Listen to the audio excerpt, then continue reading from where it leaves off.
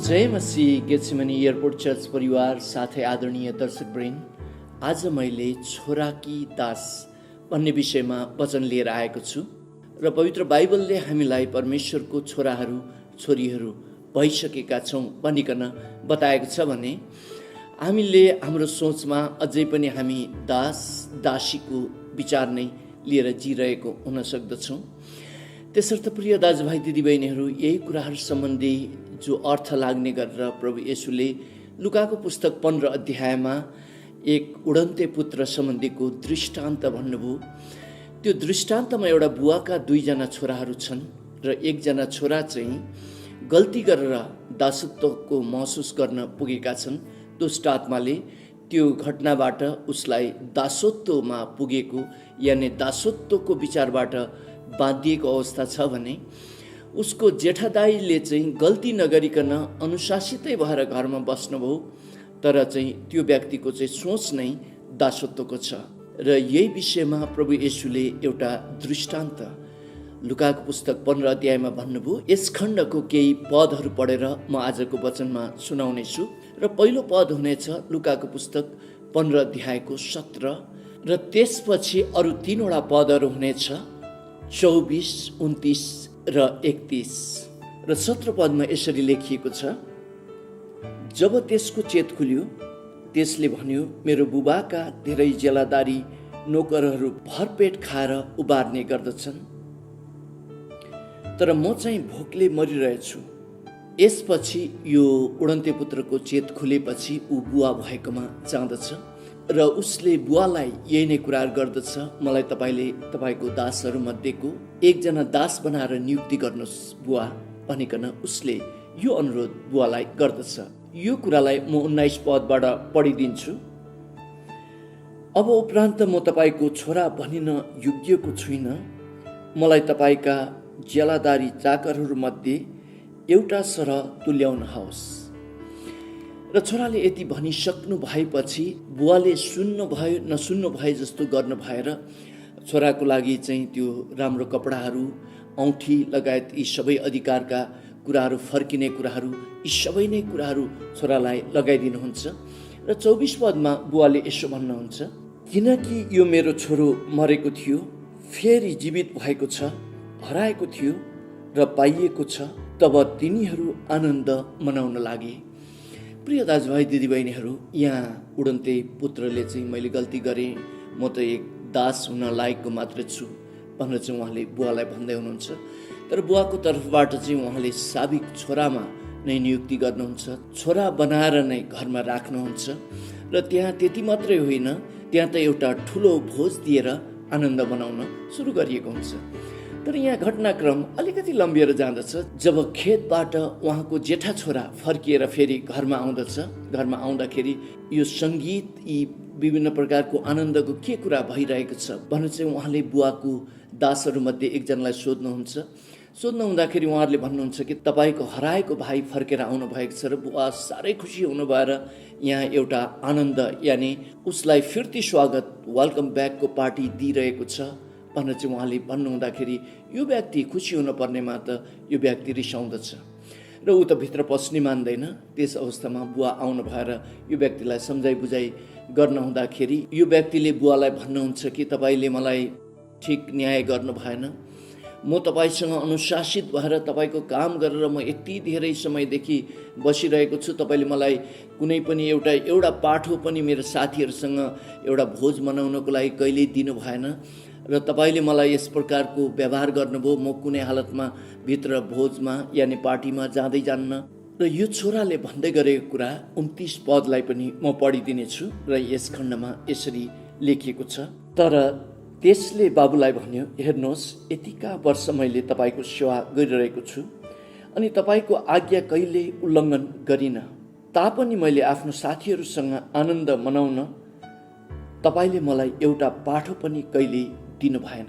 यसको प्रत्युत्तरमा बुवाले 31 पदमा यो मेरो जति सबै कुराहरू जे छ यो त सबै तेरो नै त थियो, तैँले त्यो खाएको भए भइहाल्थ्यो, तैँले त्यस प्रकारले आनन्द मनाएको भए भइहाल्थ्यो, तैँले मलाई नसोधिकन त्यो पाठा लिएर गएर काटेको भए भइहाल्थ्यो भन्ने अर्थमा 31 पदमा बुवाले जेठा छोरालाई यस प्रकारले उत्तर दिनुभयो, तब तिनले त्यसलाई भने, छोरा, तँ त मसँग सधैँभरि छँदैछस् अनि मेरो सबै सम्पत्ति तेरै नै हो।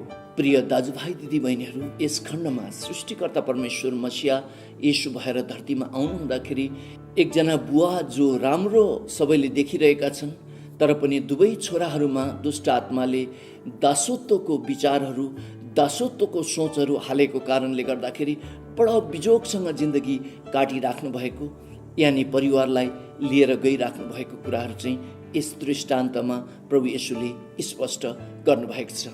कान्छा छोरा छ जसले गल्ती गरेर ऊ दासत्वमा बाँधिएर त्यो विचार लिएर घर फर्किएको छ, र जेठा छोरा छ जो अनुशासित छ, घर छोड्दैन, तर ऊ पनि दासत्वमै ऊ बाँधिएको छ।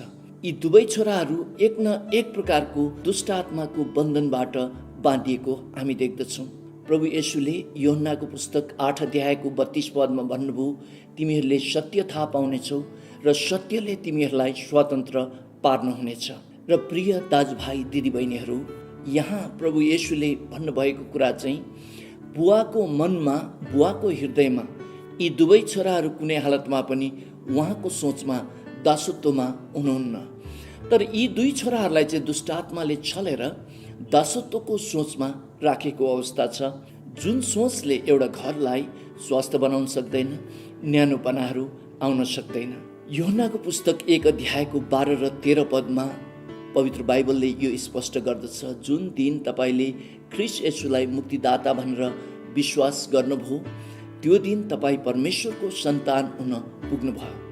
तपाईँ कि परमेश्वरको छोरा कि चाहिँ तपाईँ परमेश्वरको छोरी हुन पुग्नुभयो। र 13 पदले बताउँदछ कि परमेश्वरमा तपाईँले जन्म लिनुभयो।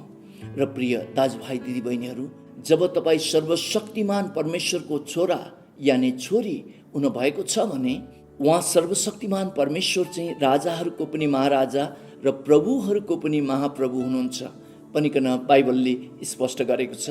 त्यसको अर्थ तपाईँ यो राजहरू र यो रागीहरू उहाँले बनाइसक्नु भएको छ, र अब बाँकी संसारमा तपाईँ जीवित रहनु हुँदाखेरि म परमेश्वरको छोरा हुँ यानि म परमेश्वरको छोरी हुँ, म राजकुमार हुँ यानि म राजकुमारी हुँ भन्ने यो सत्य विचारमा तपाईँ जिउन पर्छ भनेर चाहिँ बाइबलले बताएको हो।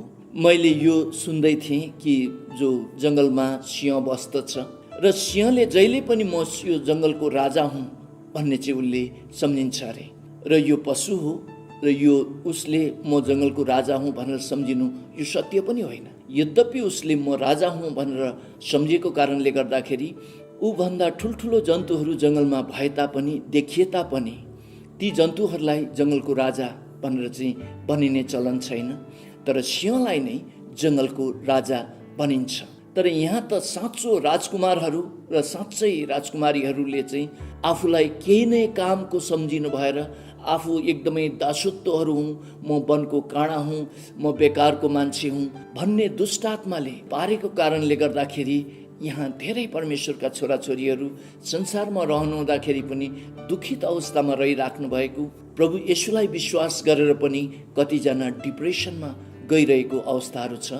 तर प्रिय दाजुभाइ दिदीबहिनीहरू, सत्यता चाहिँ यो हो, तपाईँ स्वर्गीय पिताको छोरा भइसक्नु भएको छ, तपाईँ स्वर्गीय पिताको छोरी भइसक्नु भएको छ। अब त्यही साहसमा, अब त्यही सत्यतामा तपाईँ बाँकी समयमा धरतीमा जिउन पर्ने हुन्छ। एकपटक चाहिँ एउटा देशले अर्को देशलाई जितेछ र त्यहाँ भएको राजा रानी लगायत सबैलाई मारेछ। मारे पछाडि राजकुमारलाई यानि युवराज धिराजलाई चाहिँ समातेर त्यो जितेको राजाले आफ्नो देशमा लिएर गएछन् र उसले भनेछ, ए फलाना, तिमी त अहिले हाम्रो दास छौ, अब तिमीलाई मैले कस्तो व्यवहार गरौँ भन्ने तिमी चाहन्छौ भनेर चाहिँ राजाले उहाँलाई सोध्नु हुँदाखेरि उहाँ हरेकको देशको युवराज धिराजले त्यहाँको राजालाई भन्नुभएछ, एउटा राजाले अर्को राजालाई जसरी व्यवहार गर्नुपर्छ तपाईँले मसँग त्यस्तै व्यवहार गर्नुहोस्। प्रिय दाजुभाइ दिदीबहिनीहरू, ऊ हारेकै भए तापनि, ऊ त्यहाँ दासत्वमा भएर गएको भए तापनि ऊ भित्र चाहिँ म एक युवराज धिराज हुँ भन्ने त्यो साहस अझै पनि बाँकी रहेको देखिएछ। अनि त्यो साहस त्यो विदेशको राजाले देख्न भएपछि मलाई यस्तै साहसी कर्मचारीहरू चाहिन्छ भनेर चाहिँ उहाँ युवराज धिराजलाई चाहिँ एउटा प्रान्तको गभर्नर बनाइदिनु भएछ। र र प्रिय दाजुभाइ दिदीबहिनीहरू, पवित्र बाइबलले यो स्पष्ट गर्दछ, तपाईँ सर्वशक्तिमान परमेश्वरको महाराजाको छोरा भइसक्नु भएको छ र महाराजाको छोरी भइसक्नु भएको छ र यो सत्यतालाई विश्वास गर्नु भएर त्यही साहसमा बाँकी जिन्दगी धरतीमा जिउन पर्छ भनेर चाहिँ बाइबलले बताएको हो। र प्रभु येशूले योहन्नाको पुस्तक 8:32 भनिसक्नु भएको छ, तिमीहरूले सत्य थाहा पाउनेछौ र सत्यले तिमीहरूलाई स्वतन्त्र बनाउनेछ। त्यस्तै गरेर होसेको पुस्तक 4:6 भन्छ, मेरो प्रजाहरू ज्ञानको कमीले नाश भए भनेर। र ज्ञानको कमीले कसरी नाश भए भन्दाखेरि सर्वशक्तिमान परमेश्वरको छोरा यानि सर्वशक्तिमान परमेश्वरको छोरी तपाईँ र म भइसकेर पनि अझै हामीले त्यो उडन्ते पुत्रको जेठा दाजुको जस्तो दासत्वको सोच, अझै हामीले त्यो उडन्ते पुत्रको जस्तो गल्ती गरिसके पछाडि मेरो पापै क्षमा भएको छैन भन्ने जस्तो त्यो गल्ती नै छ, म दास हुन लायकको मात्रै छु भन्ने जस्तो सोचमा हामी गइरहेको हुन सक्दछ। र त्यो चाहिँ दुष्ट आत्माको योजना हो र दुष्ट आत्माले तपाईँ र मलाई त्यस्तै गरोस् भन्ने उसले चाहन्छ। तर प्रभुको विचारमा त हामीले सत्य थाहा पाएपछि अब विगतलाई प्रभुले क्षमा दिइसक्नु भयो र उडन्ते पुत्रको जेठा दाई जस्तो नै धर्म कर्म गरेर अझै पनि दासत्वको सोचमा नै रहिराखोस् भन्ने दुष्ट आत्माको इच्छा तपाईँको जीवनमा छ। तर प्रभुको इच्छा चाहिँ तपाईँको जीवनमा तपाईँ स्वतन्त्र हुनुहोस्। त्यो उडन्ते पुत्रको पापहरूलाई पिताले क्षमा गरिसक्नु भएको थियो र पिताले जेठा छोरालाई त्यो जे जति उहाँको हो त्यो जेठा छोराको हो, उसले खान सक्छ, उसले ती कुराहरू उपभोग गर्न सक्छ भन्ने चाहिँ पिताको इच्छा थियो। र प्रिय दाजुभाइ दिदीबहिनीहरू, स्वर्गीय पिताको इच्छा पनि तपाईँको जीवनमा त्यही नै छ। तपाईँले सत्य थाहा पाउनु भएर तपाईँ स्वतन्त्र हुन पर्दछ।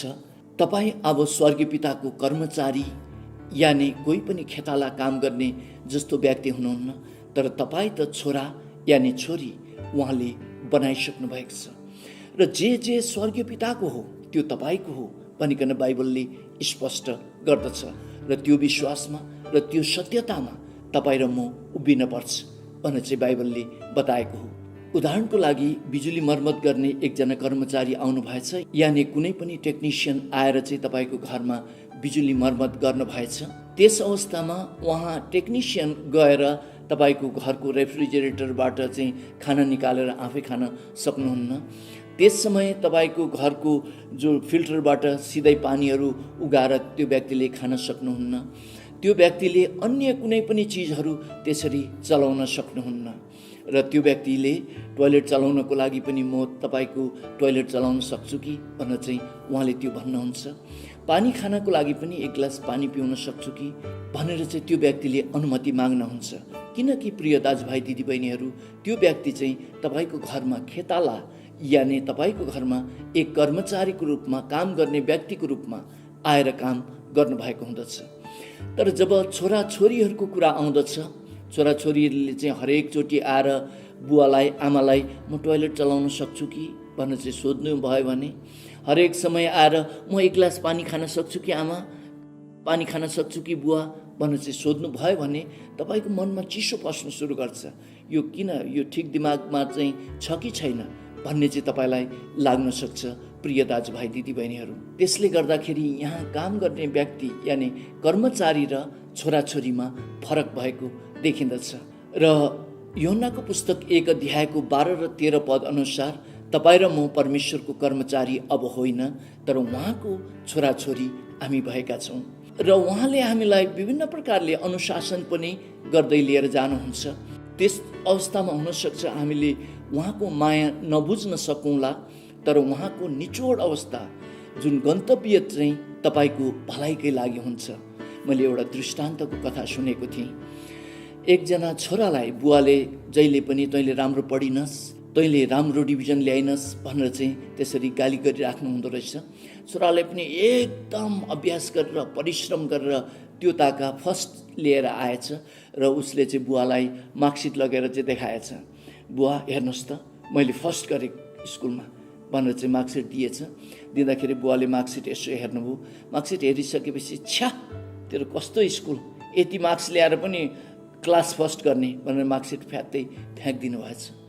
अनि फ्याँक्दाखेरि छोरालाई मनमा सोच यो आएछ, उहाँ बुवा मेरो खासमा भलाइ चाहनुहुन्छ कि उहाँ त मेरो दुश्मनै हो, जे गर्दाखेरि पनि यो भएन त्यो भएन मात्रै भन्नुहुन्छ भनेर चाहिँ छोराले त्यो सम्झिन्छन् र गएर दाबबाट खुकुरी निकालेर आज चाहिँ बुवालाई म मार्छु भनेर चाहिँ उसले दाबबाट खुकुरी निकालेर बाहिर जाने ढोकाको त्यो कापमा लुकेर उभिएर बसिरहेछ। जब बुवा बाहिर निक्लिनुहुन्छ म उहाँलाई मार्छु भनेर चाहिँ उसले यो योजनामा त्यहाँ उभिएको हुँदछ र किचनमा बुवा र आमा गफ गर्दै गरेको उसले सुन्दछ र त्यो कुराकानीमा आमाले बुवालाई भन्छन्, तपाईँले जे गरे पनि छोरालाई किन जस दिनुहुन्न भनेर चाहिँ भन्दाखेरि, ए फलानी कि आमा तिमी बुझ्दैनौ के, मैले यो त राम्रो भइहालेछ तैँले त फर्स्ट गरिस् भनेर भने छोरा पलापिएर पढ्दैन भनेर पो मैले भनेको, म छोरालाई कहिले पनि नराम्रो होस् भनेर भन्छु होला र, मैले त मेरो छोराले त अझ धेरै मार्क्स ल्याओस्, अझ पछि पनि फर्स्ट गर्दै जाओस् भन्ने उद्देश्यमा पो मैले त्यो भनेको, तैँले अन्यथा नलिन भनेर चाहिँ उहाँले भन्नुहुँदाखेरि छोराको हातबाट खुकुरी भुइँमा टङ्लङ्गै खसेछ अरे र कुद्दै आएर चाहिँ छोराले बुवाको खुट्टामा समातेर रुँदै पश्चाताप गर्न भएछ अरे। र प्रिय दाजुभाइ दिदीबहिनीहरू, कहिलेकाहीँ आमा बुवाले जो अनुशासन छोरालाई यानि छोरीलाई गरेर जानुहुन्छ, त्यस समय दुष्ट आत्माले त्यो कुरालाई अर्कै अर्थ लगाएर दासत्वको सोचमा ल्याएर त्यो छोराछोरीहरूलाई आक्रामक पनि बनाइदिन्छ र त्यो छोराछोरीहरूलाई चाहिँ हत्या गर्नेसम्म पनि पुर्याइदिन्छ, जुन अहिले भर्खरै मैले त्यो घटनामा तपाईँहरूलाई बताइरहेको थिएँ। हितोपदेशको पुस्तक 3 अध्यायको 11 र 12 पदले यो भनेको छ, जुन बुवाले आफ्नो छोरालाई प्रेम गर्नुहुन्छ त्यो बुवाले आफ्नो छोरालाई ताडना पनि दिनुहुन्छ। र प्रिय दाजुभाइ दिदीबहिनीहरू, हामीले कहिलेकाहीँ स्वर्गीय पिताको प्रेमलाई राम्रोसँगले बुझिएनौँ भने हामीले उहाँको प्रेमलाई अनर्थ लगाएर चाहिँ हामी उहाँसँग रिसाउन सुरु गर्दछौँ र कति मानिसहरू त नास्तिक बन्दछन् र ब्याकस्लाइड पनि हुँदछन्। तर स्वर्गीय पिताले तपाईँलाई यति धेरै प्रेम गर्नुहुन्छ, अब दुष्ट आत्माले तपाईँलाई कुनै अवस्थामा पनि त्यो दासत्वको सोचमा पुर्याउन नसकेको होस्। र प्रिय दाजुभाइ दिदीबहिनीहरू, यति भन्दै म टेक दाहाल आजको वचनबाट बिदा हुन्छु। जय मसीह।